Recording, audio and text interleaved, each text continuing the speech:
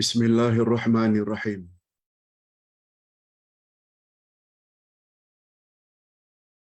Alhamdulillah nahmaduhu wa nasta'inuhu wa nastaghfiruh. Wa na'udzu billahi min shururi anfusina wa min sayyiati a'malina. May yahdihillahu fala mudilla lahu wa may yudlil fala hadiya lahu.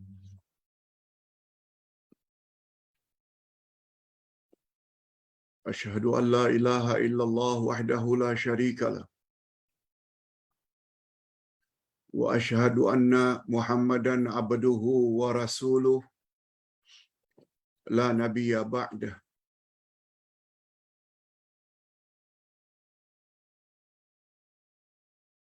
Allahumma salli wa sallim ala nabiyyina Muhammad wa ala alihi wa sahbihi ajma'in, amma ba'd.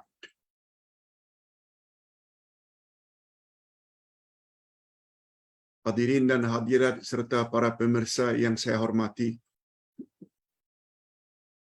Assalamualaikum warahmatullahi wabarakatuh. Alhamdulillah, kita bersyukur kehadirat Allah Azza wa Jalla. Berkat taufiknya, kita dapat mengikuti sekali lagi majlis ilmu pada pagi ini.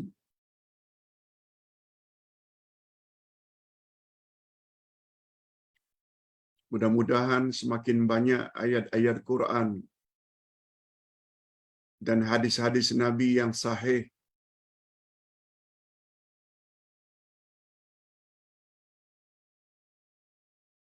yang kita ketahui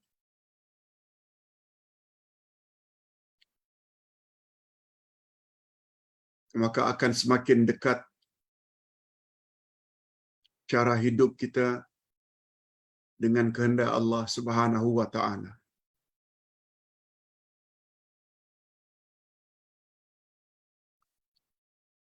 Pengisian kita pada pagi ini seperti biasa, sesi pertama lebih kurang 45 ke 50 minit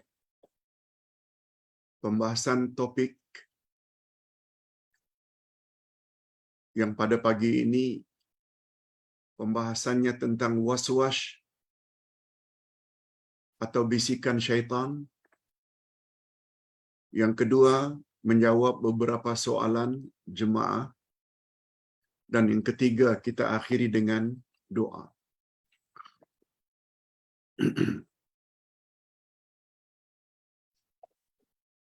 Sesi yang pertama, pembahasan tajuk waswas adalah bisikan syaitan. Kita akan bawa beberapa hadis Nabi sallallahu alaihi wasallam.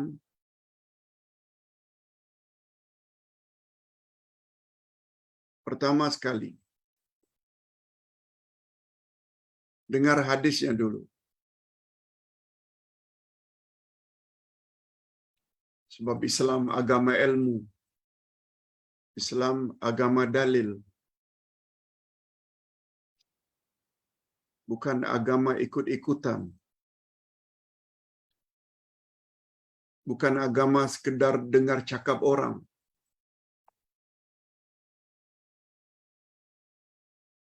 Apa kata Nabi tentang waswas? An Abi Hurairah radhiyallahu anhu qala qala Rasulullah sallallahu alaihi wasallam idza wajada ahadukum fi batnihi syai'an fa ashkala alaihi akhraja minhu syai'un am la fala yakhrujanna minal masjid hatta yasma'a sautan aw yajida riha. Rawahu Muslim. Ustaz terjemahkan dulu. Daripada Abu Hurairah radhiyallahu anhu, katanya telah bersabda Rasulullah sallallahu alaihi wasallam, jika salah seorang daripada kamu mendapati sesuatu di dalam perutnya Barang siapa yang mendapati dalam perutnya ada sesuatu. Rasa sesuatu ini maksudnya dia buang angin atau tidak. Kentut atau tidak. Itu maksudnya. Lalu dia ragu. Kentut atau tidak. Apakah keluar angin atau tidak? Itu dia ragu. Maka janganlah dia keluar dari masjid sehingga dia mendengar suaranya ataupun mencium baunya. Suara maknanya suara kentut, suara angin yang keluar, atau paling kurang dia tercium baunya, bau busuk kentut. Hadis riwayat Imam Muslim. Yang kedua, kita bacakan dulu hadisnya. An Abdullah bin Amr anna Rasulullah sallallahu alaihi wasallam marra bi Sa'din wa huwa yatawadda faqala la tusrif faqala ya Rasulullah aw fil ma'i asraf aw fil ma'i israfun qala na'am wa in kunta ala nahrin jarin. Rawahu Ahmad. Dari Abdullah bin Amr radhiyallahu anhu bahwa sesungguhnya Rasulullah sallallahu alaihi wasallam melalui Sa'ad, seorang sahabat Sa'ad yang sedang berwudu. Lalu baginda bersabda, jangan berlebih-lebihan, jangan membazir. Sa'ad bertanya, ya Rasulullah, apakah pada air juga ada berlebih-lebihan, israf? Jawab Nabi, betul. Ada israf pada air. Walau kamu sedang berada di atas sungai yang sedang mengalir. Hadis riwayat Imam Ahmad. Kita tambah satu lagi hadis, yang ketiga. An Ubay bin Ka'ab anna Nabi sallallahu alaihi wasallam qala inna lil wudu'i syaitanan yuqalu lahu al-walhan fattaqu waswasal mal fattaqu waswasal ma. Rawahu Tirmidzi. Dari Ubay bin Ka'ab radhiyallahu anhu bahwa Rasulullah sallallahu alaihi wasallam bersabda, sesungguhnya bagi wudu itu ada syaitan yang dipanggil dengan walhan. Oleh sebab itu, takutlah kamu kepada was-was air. Hadis riwayat Tirmidzi. Cukuplah dengan 3 hadis di atas membuat kita yakin bahwa was-was itu sangat berbahaya. Sekarang kita ingin tahu apa itu was-was yang dikatakan sangat berbahaya itu. Pertama, Ustaz ingin sebut dulu. Bisikan itu ada 3 jenis. Suara halus, bisikan yang didengar oleh seseorang. Ada 3 jenis dalam ilmu akidah.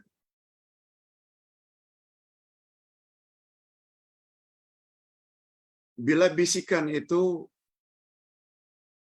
dari malaikat kepada para nabi atau para rasul, bisikan itu namanya wahyu. Al-wahyu. Itu hanya diperolehi oleh para nabi dan para rasul dari malaikat. Confirm dari Allah. Yang kedua, bisikan dari malaikat kepada manusia biasa seperti kita.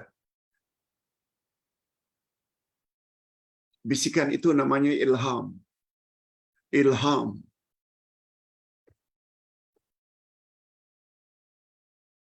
Tapi bila bisikan itu datang daripada syaitan, itu yang namanya waswas. Sebagaimana firman Allah dalam surat An-Nas, A'udzubillahi minasyaitonir rajim. Min syarril waswasil khannas. Dari bisikan syaitan yang datang dan pergi dengan cepat. Waswas maknanya bisikan daripada syaitan kepada umat manusia. Okey. Setelah kita tahu pembahagian bisikan itu ada 3, wahyu, ilham, dan waswas.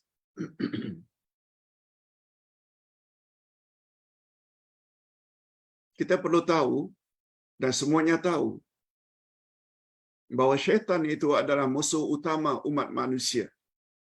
Musuh utama anak cucu Adam, umat manusia. Yang senantiasa berusaha untuk mengajak manusia kepada neraka. Mengajak manusia supaya ingkar terhadap Allah. Dan ingkar terhadap Rasul. Sebabnya ilmu ke arah memahami Al-Quran dan Al-Hadis seperti buku ini sangat mustahab. Sebab ia mengandung ilmu yang dapat mengusir syaitan. Seseorang yang apabila dapat memiliki ilmu Al-Quran dan ilmu sunnah Nabi,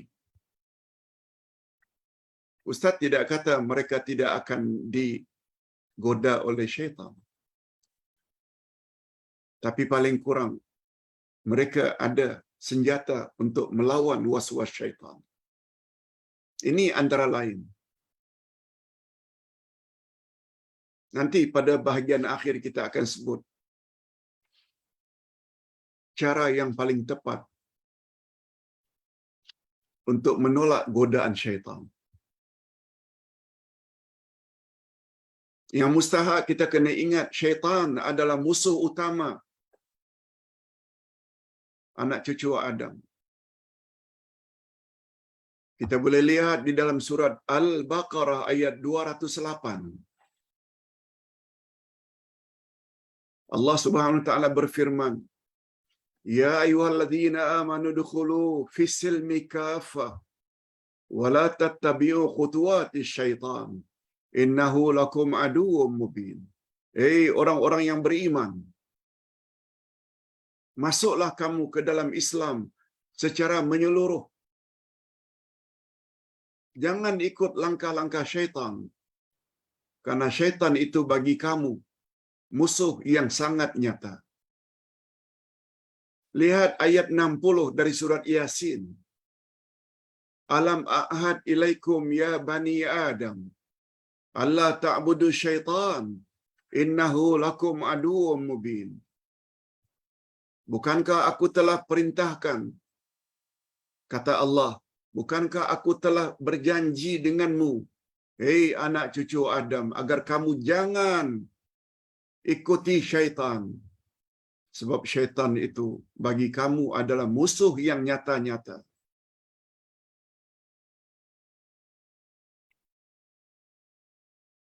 Sungguh banyak ayat Quran, begitu juga hadis Nabi menyebut syaitan itu musuh. Bukan musuh yang masih samar-samar. Confirm. Syaitan itu adalah musuh. Musuh kamu. Itu sebabnya ada istilah mubin di belakangnya. Aduwwum mubin. Musuh yang nyata, jelas, clear.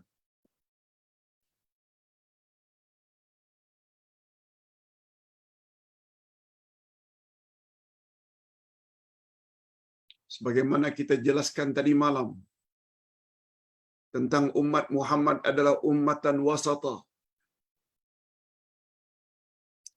ummatan wasata dengan makna umat yang adil lagi pilihan.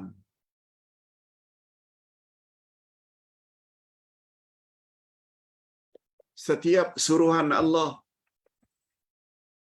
biasanya akan datang di bahagian tengah. Itu wasat. Tidak ke kiri, tidak ke kanan.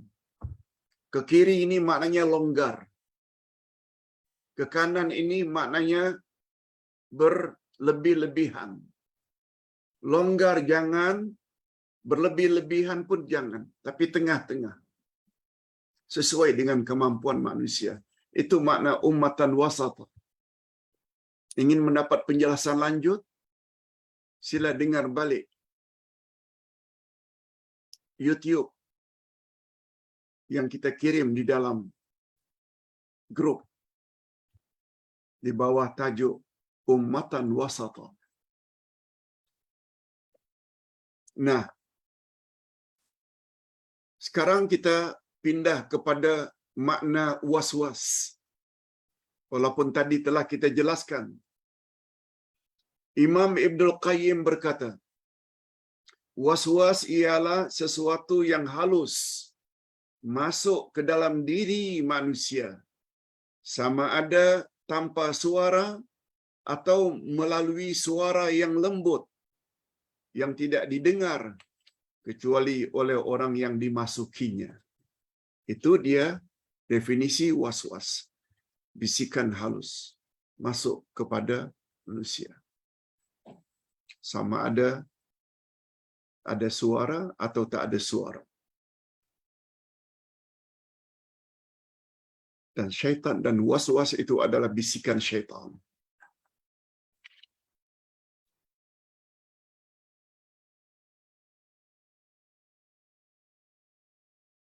Itu sebabnya kita perlu ada ilmu. Menilai setiap bisikan itu. Apakah itu ilham?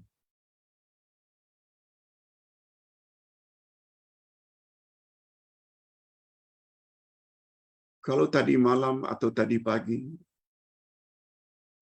bisikan masuk dalam minda kita. Ingat, pagi ini ada kuliah online yang akan membahas satu topik yang awak perlu tahu. Itu namanya ilham. Kalau dia menyuruh ke arah kebaikan. Atau satu lagi, si fulan, betul hari ini kuliah duha, ada kuliah online. Tak payahlah ikut dan dengar ustaz itu. Ustaz itu kalau bercakap yang itu ke yang itu, yang itu, yang itu. Itu saja diulang-ulang. Tak payah. Yakinilah itu namanya was-was syaitan. Yang menjauhkan kita daripada kehendak Allah. Itu makna syaitan. Syaitan maknanya ba'idun anil haqq. Segala yang ingin menjauhkan kita dari kebenaran. Nah, sekarang penjelasan.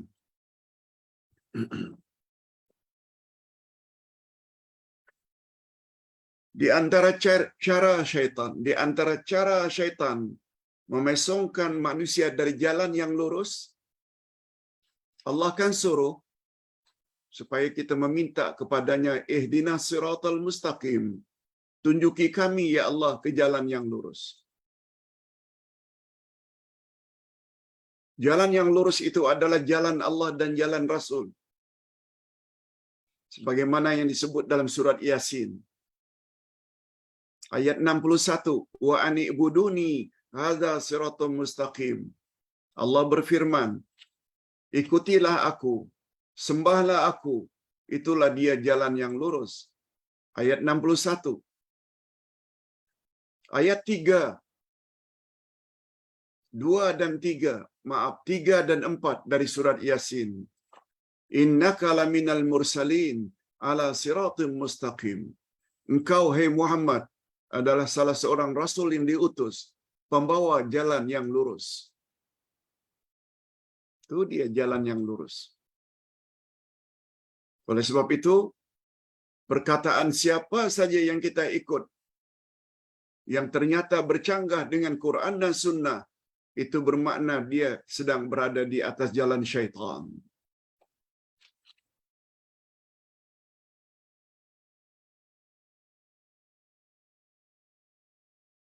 Was-was boleh menimpa manusia ketika mereka bersuci, taharah, mandi hadas besar ke, beruduk ke, juga dalam salat. Syaitan boleh ganggu. Dan ibadat-ibadat yang lain.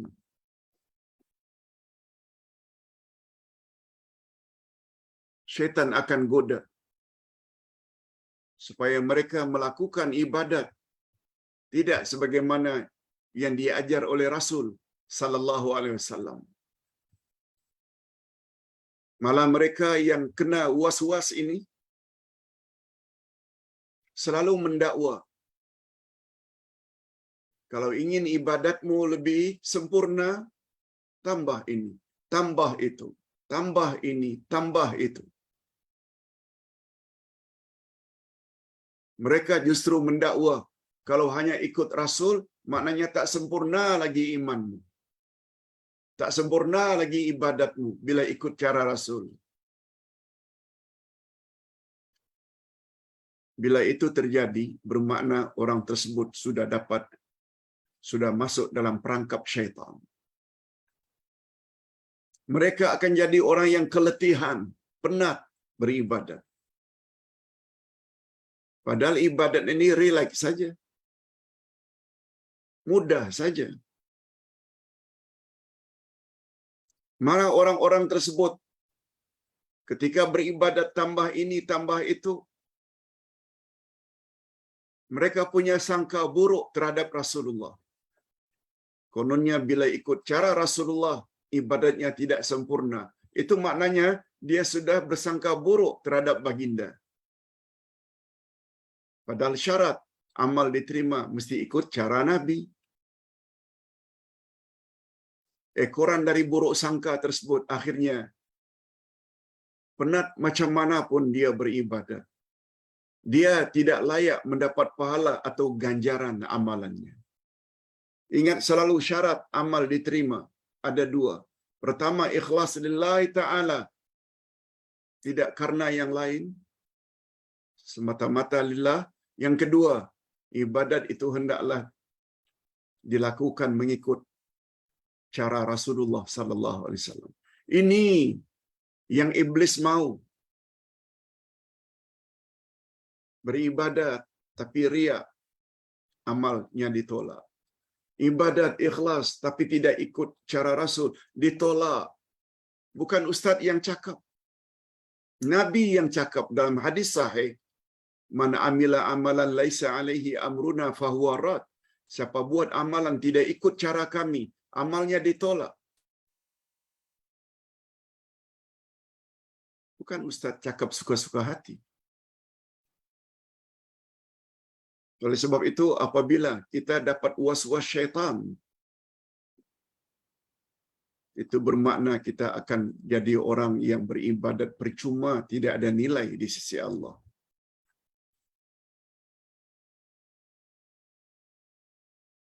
Ustaz buat beberapa contoh. Nabi Muhammad sallallahu alaihi wasallam pernah mandi junub bersama Aisyah. Satu bilik mandi dengan menggunakan sedikit saja air. Boleh mandi junub.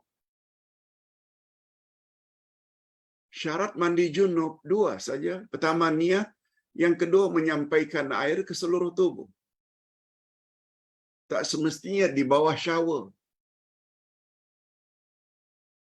Tak semestinya siram bergayung-gayung sampai kering bak dalam bilik mandi.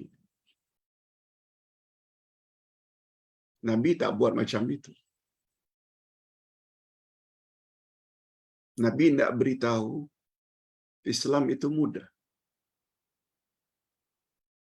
Nabi juga pernah mencelupkan tangannya di dalam ember atau baldi.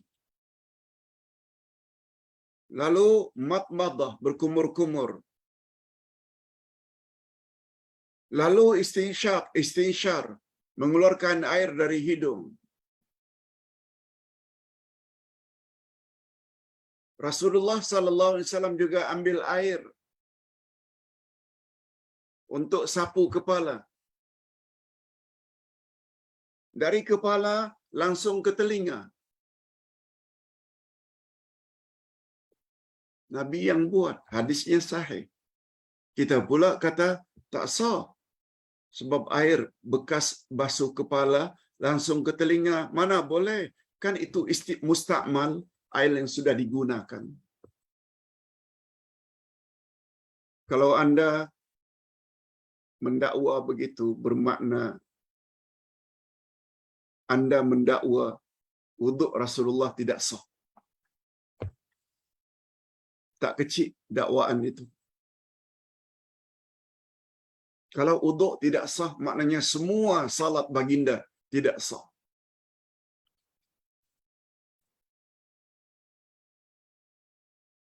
Itu sebabnya tambahlah ilmu.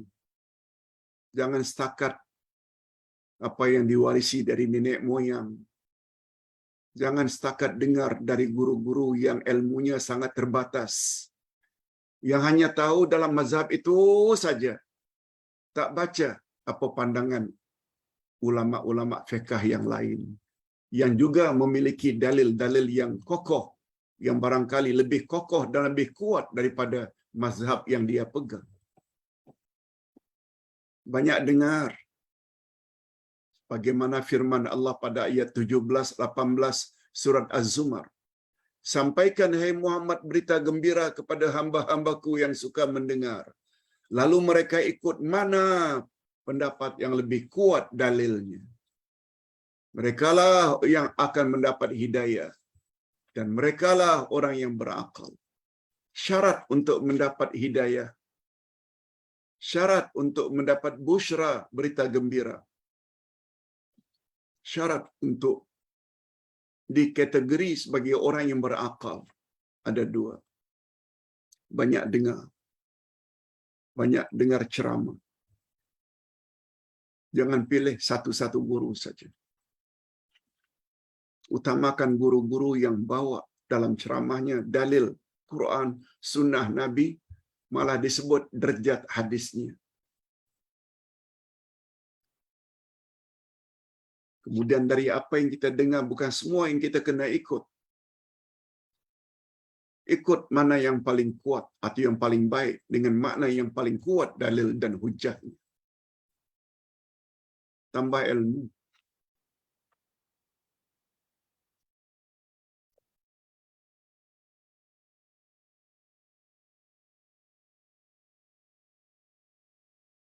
Was-was juga akan datang. Patutlah Nabi mandi cara macam itu. Kan zaman Nabi tidak ada air. Itu dia. Selalu dia gunakan alasan itu.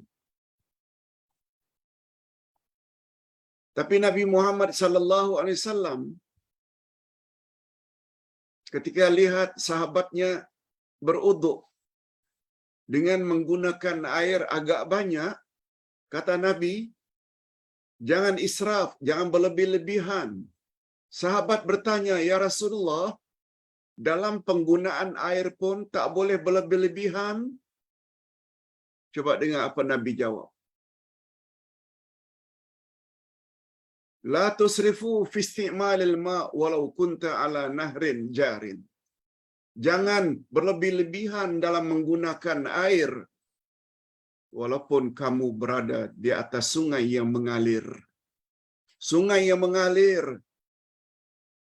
Bila kita ambil uduk 10 kali pun, cuci tangan 10 kali basuh muka, betul tak ada bil? Tak perlu bayaran. Pun tak boleh. Ini kan pula dengan menggunakan air yang lebih, awak akan bayar lebih kepada jabatan air. Walau kamu berada di atas sungai, namun yang namanya uduk macam itu. Jangan mentang-mentang di atas sungai, tidak bayar, gunakan airnya, walau tetap tidak boleh mubazir. Tidak boleh berlebih-lebihan. Apalagi dalam hadis Nabi menyebut, innal mubazirina kanu min ikhwani syaitan. Orang yang mubazir itu adalah kawan syaitan.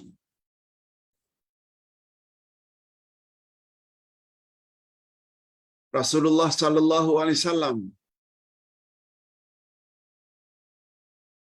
juga didakwa, cara uduk macam itu khas untuk Nabi, bukan untuk umatnya. Ini datang suara-suara sumbang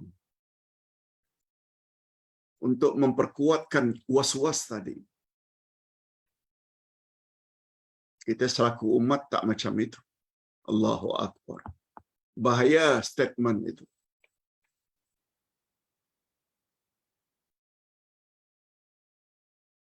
Nabi Muhammad sallallahu alaihi wasallam sangat melarang kita punya sifat tasydid. Tasydid maknanya memberat-beratkan urusan agama. Dan memberat-beratkan ini ada dua jenis. At-tashdidu fi syara', menyusah-nyusahkan dalam urusan agama. Umpamanya bila bernazar, kita bernazar dengan sesuatu yang terlalu detail. Saya bernazar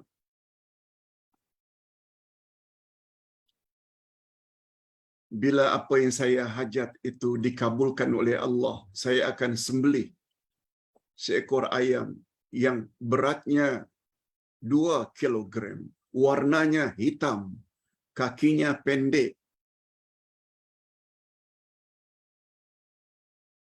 Apa ini nazar macam itu?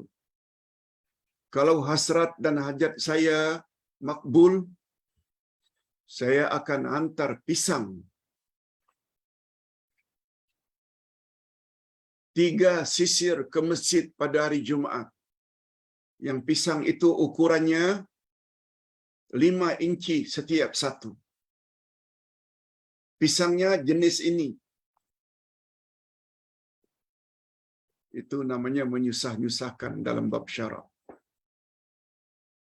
Cukup katakan saja, bila anak saya sehat kembali dari komanya, dari sakitnya, saya akan berpuasa selama 3 hari. Pun tak perlu disebut berturut-turut 3 hari itu. Asal 3 hari. Selang-selang hari ke, Senin Kamis ke, mudah.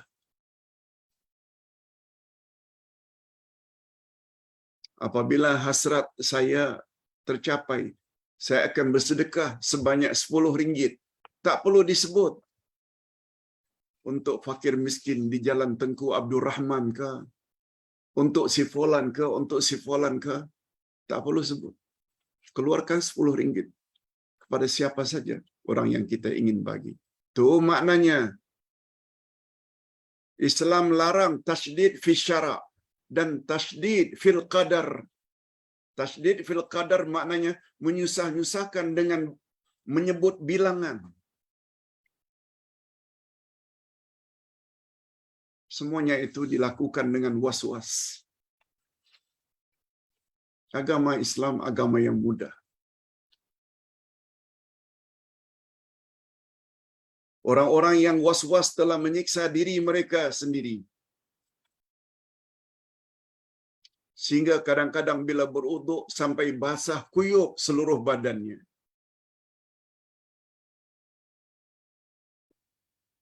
Begitu juga orang yang mandi junub.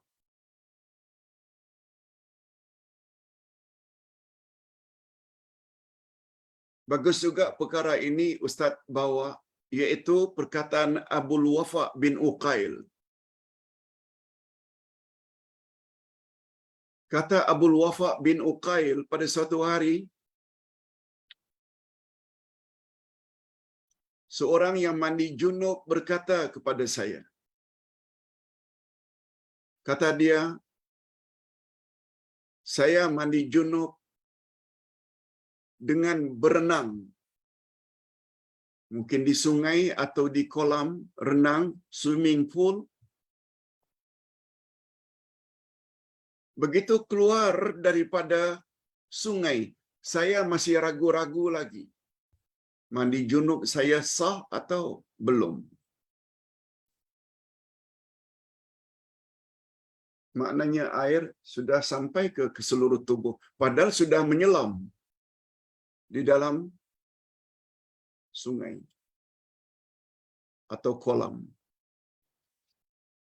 Bagaimana menurut pendapat Tuan, wahai Tuan Syekh Abul Wafa bin Uqail dalam perkara ini?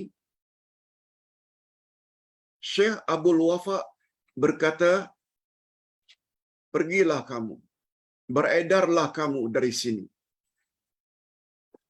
Sebab kamu orang yang tidak wajib salat. Wahai Tuan Syekh, apa kaitannya mandi junub dengan tidak wajib mandi salat? Tidak wajib mandi junub.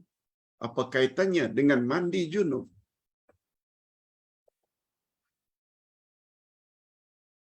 Sesungguhnya engkau tidak wajib salat, beredarlah dari sini.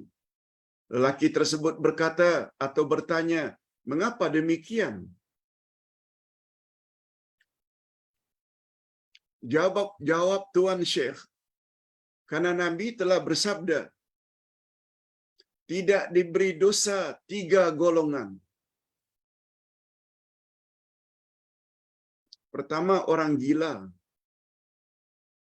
sehingga dia siuman dari gilanya. Yang kedua, orang yang tertidur sehingga dia bangun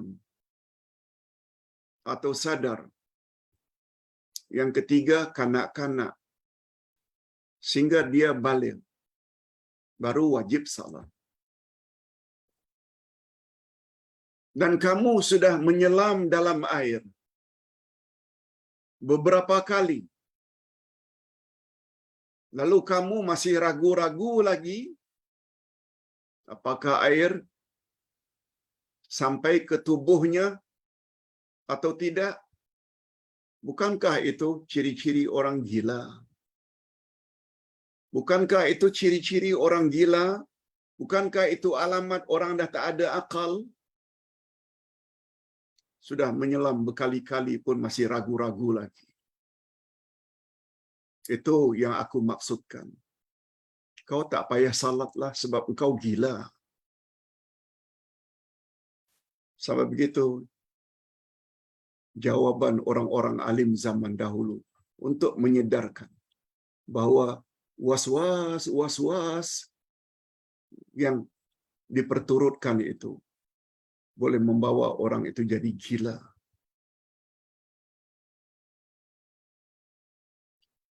Nah, berikut ini kita lihat beberapa contoh. Kita akan buat beberapa contoh dalam ibadat. Pertama, was-was ketika berniat, ketika takbiratul ihram. Berapa banyak orang-orang yang sudah takbir Allahu Akbar tak jadi. Allahu Akbar tak jadi. Padahal niat itu bukanlah sesusah itu. Innamal a'malu binniyat. Amal diterima berdasarkan niat. Sepakat para fuqaha,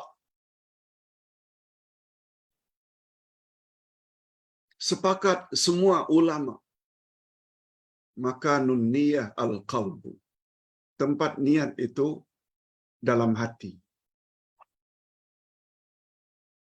Bukan niat itu disebut. Walaupun ada yang mengatakan itu hanya sunat.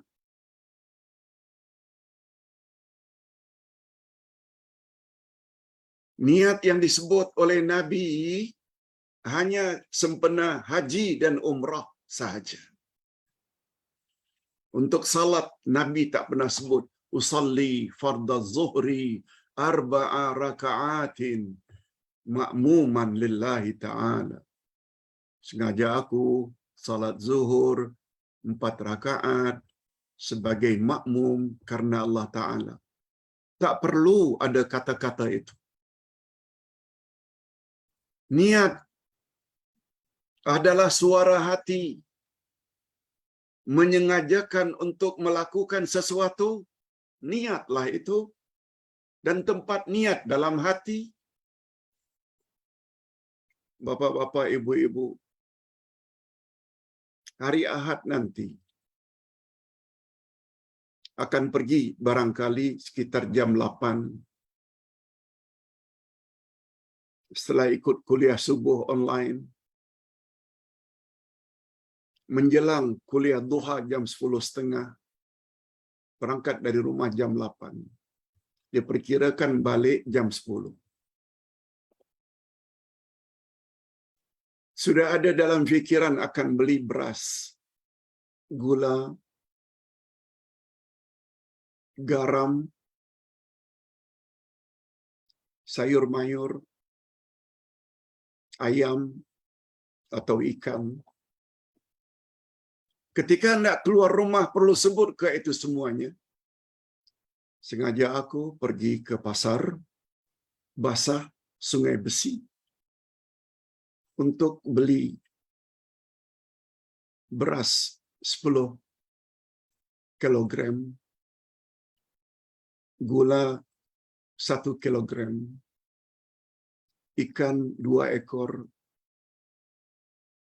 sayur kangkung 3 ikat. Perlu sebut ke itu? Perlu sebut ke? Atau sudah ada dalam hati?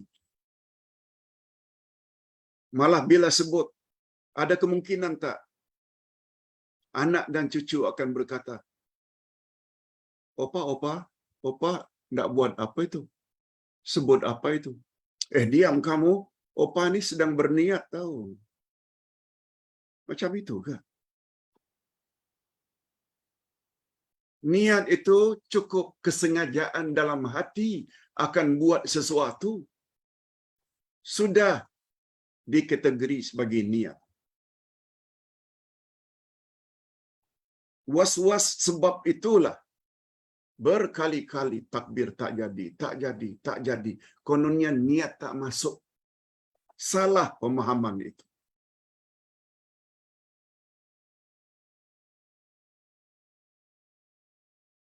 Tak perlulah niat pada malam-malam Ramadan dibaca sama-sama nawaitu sauma ghadin an adai fardi syahri Ramadan.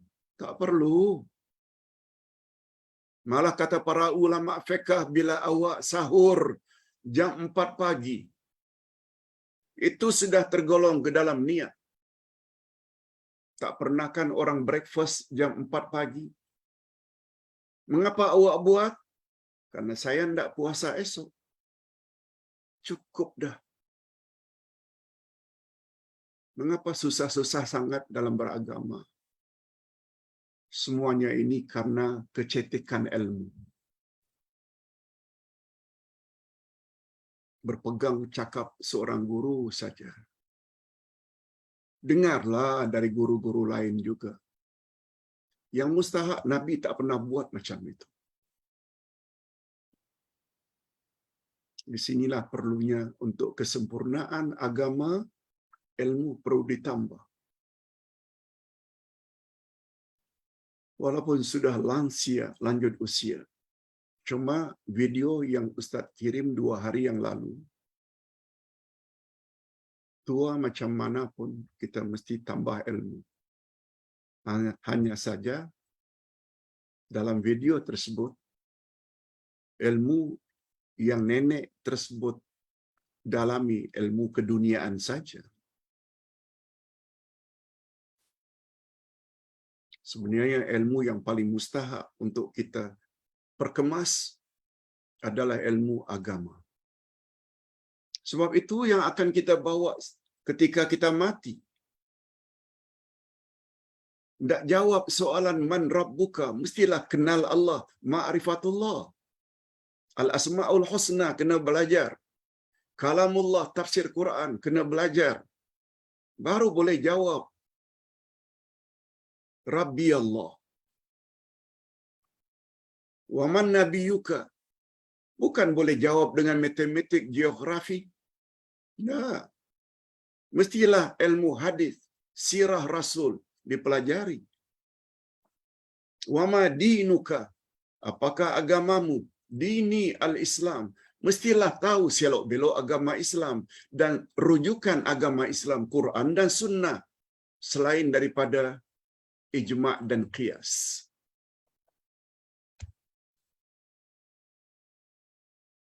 Minta maaf kalau Ustaz terpaksa ulang-ulang perkara ini. Tolong jangan kata Ustaz tak lain kerjanya meletir saja. Tidak. Bukan itu. Hanya tidak mengingat-ingat. Kita semuanya sayang. Jemaah sayang pada Ustaz, Ustaz pun sayang pada semua jemaah, supaya kita sama-sama masuki syurga Allah Azza wa Jalla. Amin ya Rabbal Alamin. Itu. Nah, itu was-was ketika takbiratul ihram. Yang kedua, was-was ketika mandi junub dan beruduk. Ini lagi-lagi.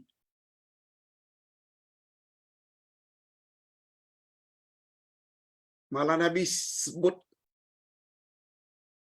syaitan khas yang membuat kamu was-was ketika uduk, namanya walham. Dalam hadis yang lain, syaitan khas menggoda kamu dalam salat sehingga ragu-ragu bilangan rakaat. Itu namanya khizab. Itu nama-nama syaitan. Sehingga kita tak tahu berapa rakaat kita sudah salat. Semuanya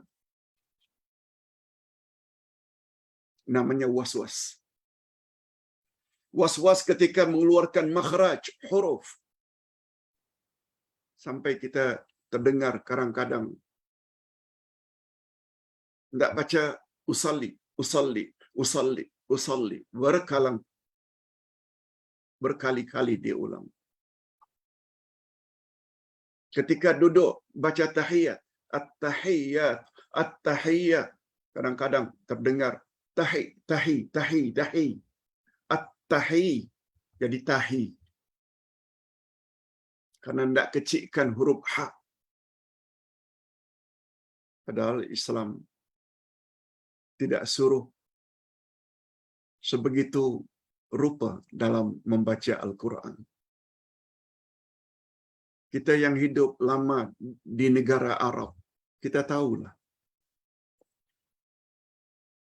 Orang-orang Badui bila baca surat Al-Fatihah dalam salat ketika jadi imam, kita di belakang. Barangkali menurut ukuran orang Malaysia tak sah salat. Tapi tak ada seorang pun yang tegur ulama-ulama sana. Allahu Akbar. Alhamdulillahirabbil alamin, Ar-Rahmanir Rahim, Maliki Yaumiddin, Iyyaka na'budu wa iyyaka nasta'in. Bacaannya macam itu.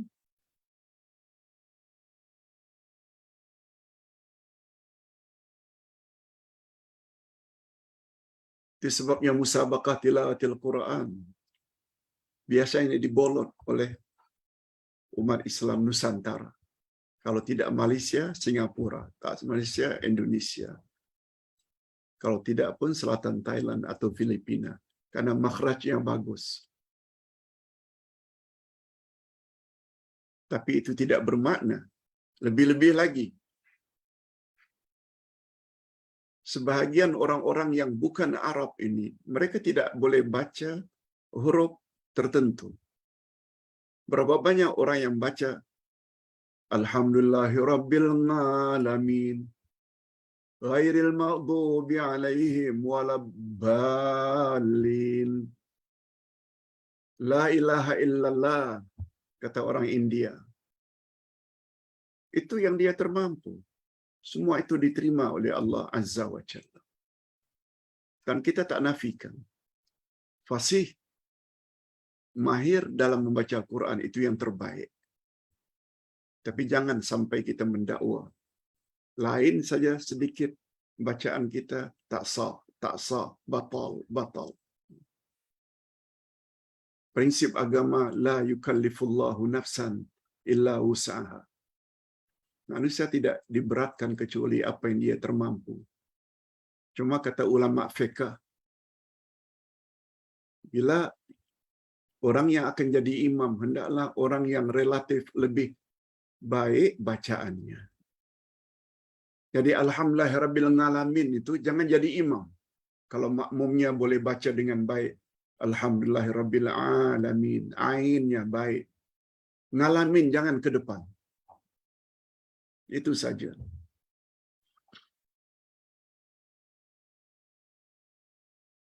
Ini belum lagi kalau kita lihat bacaan orang-orang dari Afrika.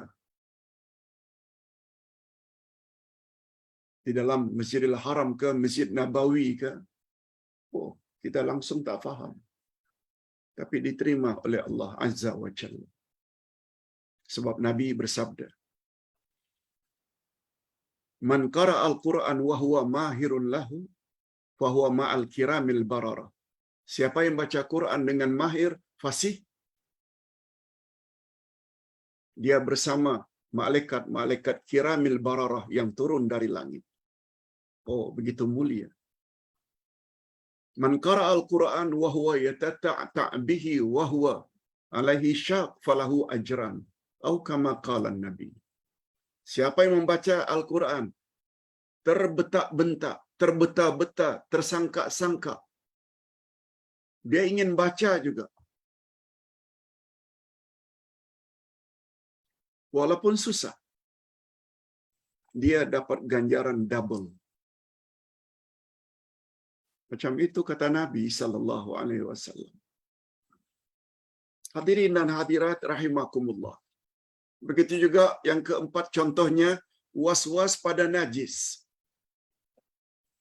Najis yang sedikit dibasuh dengan air yang banyak. Padahal najis itu sedikit saja. Bergayung-gayung kita simbahkan di tempat tersebut. Itu ciri-ciri orang tersebut sudah termasuk dalam perangkap syaitan. Dalam agama ini, semua permukaan bumi boleh tempat sujud.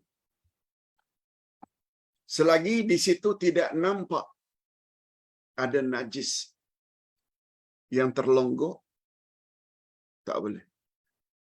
Sebab itu najis. Semua permukaan bumi yang di atasnya tanah ke, di atas tanahnya ada rumput ke, salat saja. Sebab hukum asal bumi ini adalah bersih, sehingga nampak dengan jelas di atasnya ada najis, baru dihukumkan najis. Berapa banyak orang kita Nusantara, kalau salat saja mesti pakai sejadah. Kalau salat mesti saja pakai hamparan. Bagus. Tapi sampai tidak salat gara-gara tidak ada sejadah, tak betul. Itu semuanya orang-orang yang terkena was-was syaitan. Sanggup tidak salat karena ketiadaan sejadah. Sanggup tidak salat hanya sekedar tidak ada kain sarung. Sanggup tidak salat karena tidak ada telekung. Padahal syarat menutup aurat. Bagaimana cara kamu menutup aurat? Tak semestinya namanya telekung. Nah, sampai kita ke bahagian yang terakhir. Pak Ustaz, Kalau sudah macam itu bahayanya was-was syaitan. Macam mana cara untuk mengatasinya? Cara paling berkesan untuk mengobati penyakit was-was adalah ittiba'ur rasul. Ikut cara Rasul. Ikut cara Rasul mesti tambah ilmu. Ilmu tentang Quran, ilmu tentang hadis, ilmu tentang sejarah baginda Rasul, ilmu tentang bagaimana ibadatnya Rasul. Muslim dan muslimat mesti yakin sungguh-sungguh tanpa ragu bahwa segala ajaran Nabi sallallahu alaihi wasallam adalah yang paling sempurna. Tidak ada ajaran lain yang lebih sempurna dari ajaran Nabi. Tidak ada cara atau ajaran manapun yang boleh mengatasi kesempurnaan ajaran baginda. Tak ada. Jika muslimin muslimat masih meragukan hakikat ini, maka syahadatnya mula rosak. Khasnya wa asyhadu anna Muhammad Rasulullah mula rosak. Sebagaimana ceramah Ustaz pada malam Khamis yang lalu, minggu lalu. Sempena Maulid Rasul. Ustaz sebut ada 4 syarat. Barulah wa asyhadu anna Muhammad Rasulullah sempurna. Satu daripada 4. Alla na'budallaha illa bima syara. Kita jangan hendaknya beribadat kepada Allah melainkan dengan cara yang telah digariskan oleh Nabi Muhammad sallallahu alaihi wasallam. Nabi Muhammad saja yang paling tahu bagaimana cara beribadat pada Allah dengan sempurna.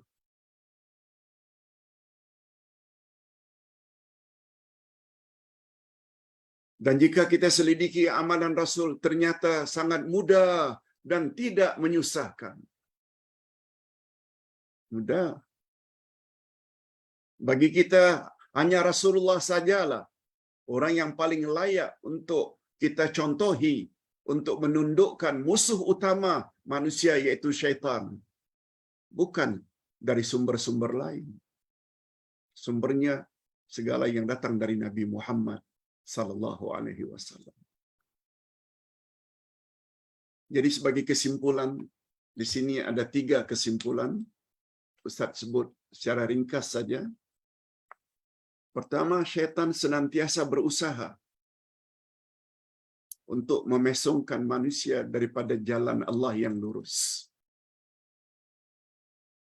Allah suruh ikuti jalan yang lurus. Jalan lurus ini adalah Quran dan Sunnah.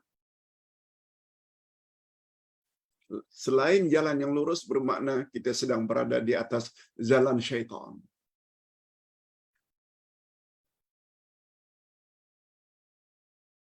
Yang kedua, insan yang sangat mudah ditimpa oleh was-was adalah karena insan itu dilanda oleh fitnah syubhat. Fitnah syubhat ini maknanya samar-samar, ragu-ragu. Siapa yang membuat dia jadi ragu-ragu? Syaitan. Macam mana caranya? Masukkan was-was. Oleh sebab itu, untuk mengatasi, kita mesti tambah ilmu.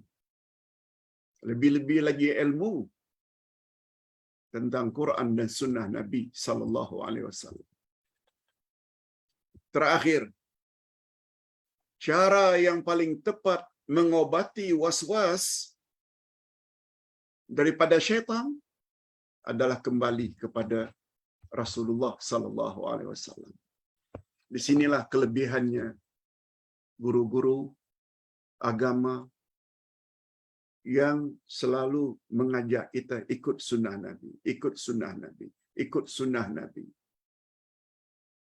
Allah sendiri yang sebut pada ayat 31. dari surat Ali Imran. Laqad kana lakum fi Rasulillahi uswatun hasanah. Rasulullah itu bagimu adalah contoh teladan yang terbaik. Allah yang sebut. Masih tak percaya? Ingat, bila kita tolak apa kata Allah, itu bermakna kita sedang memiliki sifat takabur. Rasulullah bersabda dalam hadis sahih, tidak akan masuk syurga orang yang ada sifat takabur, walau sebesar zarrah di dalam hatinya. Dan takabur itu adalah menolak kebenaran. Hadirin dan hadirat, ini dulu yang dapat Ustaz sampaikan. Lebih kurang 1 jam. Dan berikut ini ada beberapa pertanyaan. Ada 3 pertanyaan yang Ustaz ingin jawab pada kesempatan ini.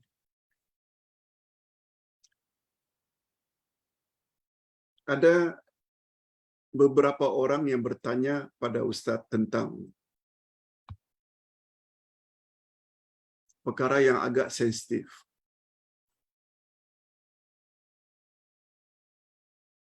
Ustaz tidak jawab secara detail, tapi kita yang ada akal, ada ilmu, tolong dengar panduan ini. Pak Ustaz, sekarang kita sedang berada atau demam pilihan raya.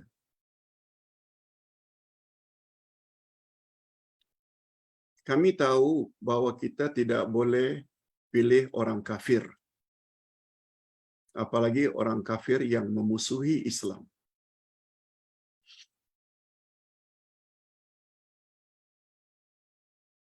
Kita juga semua tahu bahwa negara kita ini, para pemimpin bukan orang Islam sahaja.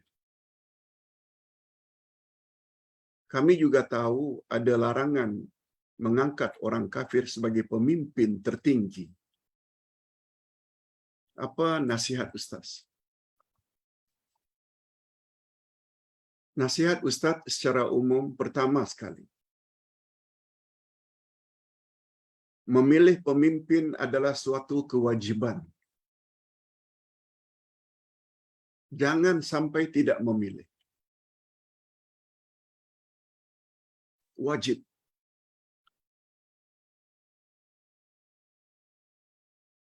Yang kedua,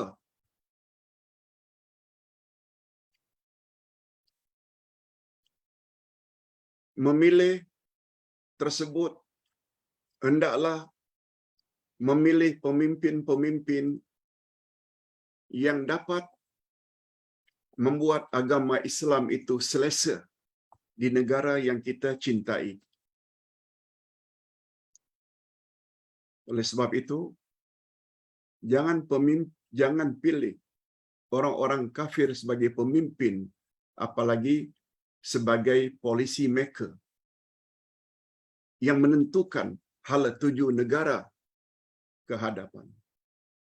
Lebih-lebih lagi kafir yang nyata-nyata terbukti tidak suka dengan Islam. 2. Yang ketiga,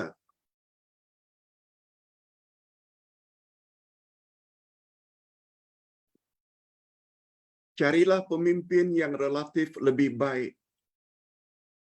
Itu sebabnya bila ada pilihan antara A dan B, carilah mana yang lebih baik.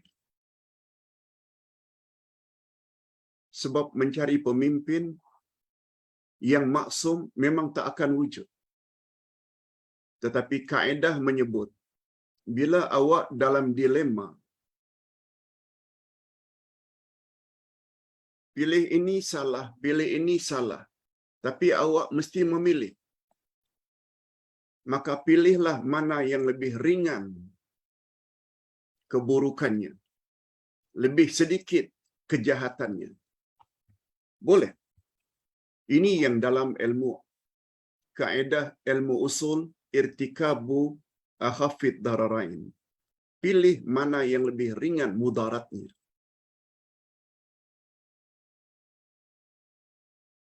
Jika ada orang kafir yang perlu dipilih, sebab kita tak ada pilihan lain, carilah orang-orang kafir yang nyata-nyata kurang bahayanya berbanding orang-orang kafir yang punya pati nyata-nyata tidak suka kepada Islam. Tak perlulah Ustaz sebutkan nama patinya. Semua kita ada pengalaman ketika mereka memerintah. Banyak kedudukan Islam dah mula digugat. Agamanya, bahasanya, institusi diraja. Tapi ada juga orang kafir yang tidak mengganggu urusan itu. Hadirin dan hadirat rahimakumullah. Inilah sedikit panduan daripada Ustaz dalam bab memilih pemimpin pada masa yang akan datang. Usahakan carilah pemimpin yang kelak bila memerintah tidak membahayakan agama kita, bangsa kita, suku kita. Okey. Ustaz hanya ingin memberi panduan secara umum saja. Ini bukan kempen, tapi ini adalah pengajaran. Sebab Ustaz yakin dengan apa yang Ustaz sebutkan tadi, bahawa jangan pilih orang kafir, khasnya orang-orang kafir yang tidak suka dengan Islam. Jika terpaksa juga, pilihlah orang kafir yang tidak memusuhi Islam secara jelas dan nyata. Pertanyaan yang kedua, Pak Ustaz, jika kita umrah pada bulan Syawal, jika kita buat umrah dalam bulan Syawal, sama ada pergi pada bulan Syawal untuk umrah atau 10 Ramadan terakhir. Cuma baliknya barangkali 5 Syawal. Sebelum balik itu kita buat umrah. Kan maknanya kita umrah dalam bulan Syawal.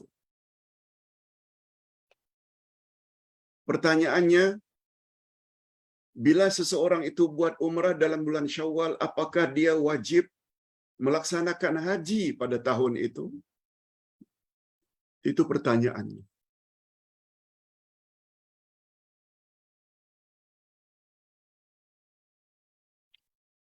Jawaban Ustaz, tidak mesti atau wajib melaksanakan ibadat haji pada tahun tersebut disebabkan karena telah umrah pada bulan Syawal. Tidak wajib.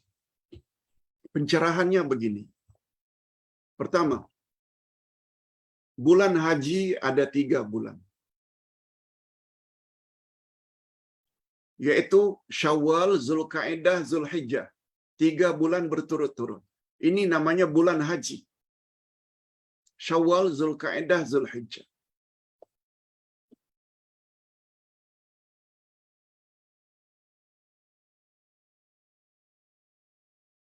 Ketiga-tiga bulan itu dipanggil dengan bulan-bulan haji.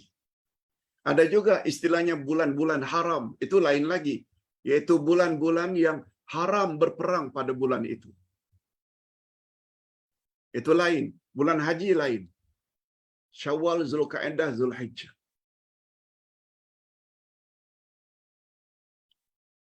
Hanya saja ada ketentuan. Bila seseorang yang sudah umrah pada bulan haji, kemudian dia ingin stay, terus duduk sampai haji, sama ada secara legal atau illegal overstay, dia naik haji, maka hajinya pada tahun itu mesti buat haji tamattu. Sebab definisi haji tamattu, orang yang melakukan ibadat umrah dahulu, kemudian dia teruskan dengan haji. Kalau dia mau buat haji, dia no choice kecuali mesti buat haji tamattu. Yang ketiga, haji ada 3 jenis.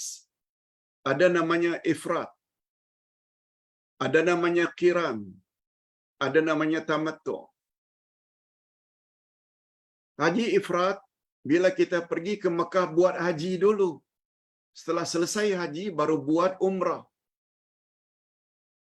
Ini haji ifrat. Dan ini tidak wajib sembelihan, dam.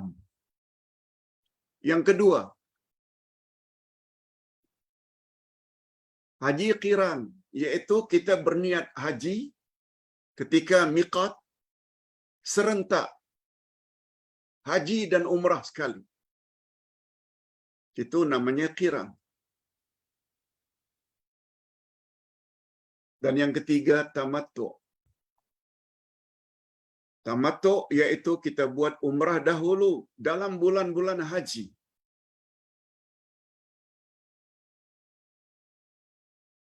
Tak kira Syawal ke Zulkaidah ke, tapi di tahun yang sama kita buat haji pula. Itu namanya tamattu. Nah, karena orang tersebut telah buat umrah dalam bulan Syawal, dan Syawal itu bulan haji, maka jika dia ingin buat haji pada tahun tersebut, dia tidak ada choice kecuali buat haji tamattu. Yang keempat atau yang kelima, orang yang sudah buat umrah pada bulan Syawal, 5 hari bulan Syawal sebelum dia balik ke tanah air, dia buat umrah. Dia tidak wajib pada tahun itu pergi lagi untuk buat haji. No. Ini yang Ustaz katakan awal-awal tadi, orang yang sudah buat umrah dalam bulan Syawal, tidak semestinya dia wajib haji. Sama ada dia balik ke negaranya, Malaysia, Indonesia, atau dia stay di sana. Cuma dia tidak buat haji. No problem. Apalagi dia sudah haji sebelumnya. Tak ada masalah. Mudah-mudahan jawaban itu dapat difahami. Terakhir, Pak Ustaz,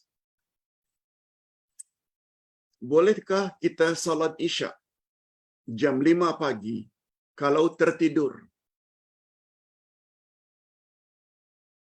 Ada yang berkata kita kena qada. Mohon pencerahan Pak Ustaz. Hadirin dan hadirat, kita tadi sudah sebut di dalam ceramah, 3 golongan tidak diberi dosa hatta meninggalkan salat. Pertama, karena dia tertidur sehingga dia bangun.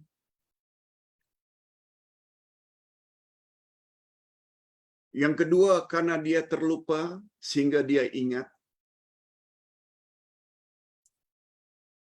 Yang ketiga, bila dia kanak-kanak yang belum baligh, belum wajib, sebab dia belum mukallaf. Kita ambil yang pertama. Tidak berdosa orang yang meninggalkan salat karena tertidur. Tertidur. Yang bertanya tadi, sahkah salat Isyak kita jam 5 pagi karena tertidur? Ustaz berani jawab berdasarkan hadis Nabi.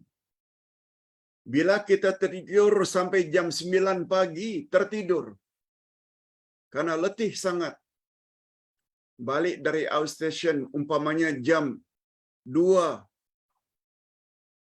niat hati, ndak rehat dululah, nanti ndak salat Isyak jam 3 pagi. Lalu terlelap hingga jam 9 pagi, dah terbit matahari, dah tinggi lagi masa duha. Tetap sah salatnya. Salatnya, kata ulama fiqh, boleh dengan niat qada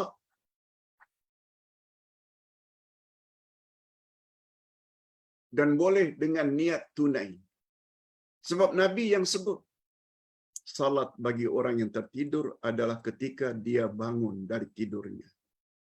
Maknanya tunai. Sebab itu timing untuk dia.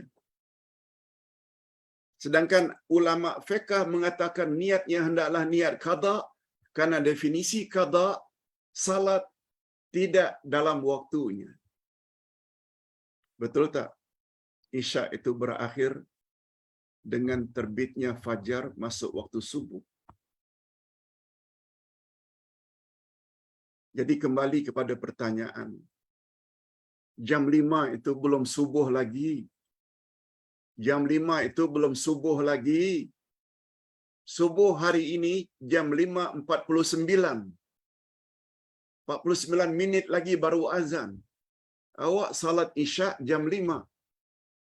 Masih dalam waktu. Tidak ada istilah qada. Cuma untuk tambahan ilmu. Salat Isyak ini dia ada 2 masa. Masa yang terbaik ialah sejak masuk waktu Isyak, berakhir waktu Maghrib sampai pertengahan malam. Kalau berakhirnya Maghrib, masuk waktu Isyak hari ini 8.10 minit. Jam 8.10 minit mula Isyak. Tidak buat jam 9 boleh, jam 10 boleh, jam 11 boleh. Cuma kalau boleh jangan melepasi jam 12 tengah malam. Midnight. Ini waktu yang terbaik.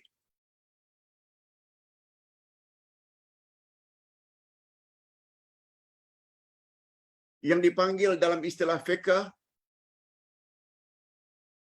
waktun ikhtiyari. Masa yang terbaik. Masa yang terbaik yang kita boleh pilih. 8.30 boleh, 9 boleh, 10, 11. Kalau boleh jangan melepasi jam 12. Midnight. Nisful lail. Waktu Isyak yang kedua. Yaitu dari tengah malam hingga azan subuh. Ini dipanggil dengan waktu ittirari. Emergency time. Emergency time. Seseorang yang berangkat umpamanya dari JB. Rushing. Karena sesuatu hal. Belum salat Isyak lagi. Ditambah pula pakaian barangkali tidak bersih. Rushing. Tak ada uduk. Sampai umpamanya di rumahnya di Sungai Besi. Jam 3 pagi. Boleh baginya. Salatnya sah. Cuma dia tergolong emergency time. Boleh dan sah. Cuma yang terbaik kalau boleh sebelum jam 12. Ini special untuk salat Isyak sahaja. Pertama yang terbaik, jangan melepasi tengah malam. Waktu emergency juga boleh sampai terbit fajar subuh. Hadirin dan hadirat serta para pemirsa yang saya hormati.